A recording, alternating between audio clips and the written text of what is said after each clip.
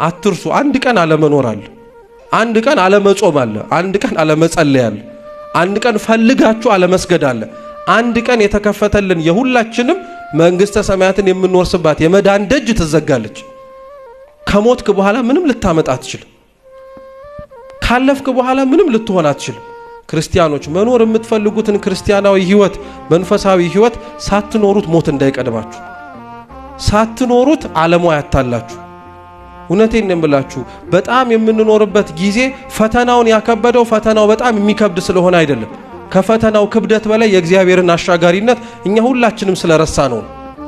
እናንተ ማናችሁ ተብላችሁ ተጠየቁ። ልክ እንደ ቅዱስ ቂርቆስ እኔ ክርስቲያን ነኝ የምትሉት እግዚአብሔር ለኛ ባህርን ከፍሎ ያሻገረን አይደለም፣ በእሳትና በውሃ መካከልም ያሳለፈን። ችግሮቻችን ገዝፈው ይታዩናል እንጂ ከችግራችን በላይ የእግዚአብሔር ድል አድራጊነት ሊታየን ያስፈልጋል። ይህን የምናይበትን አይን ለሁላችን አምላካችን ይስጠን።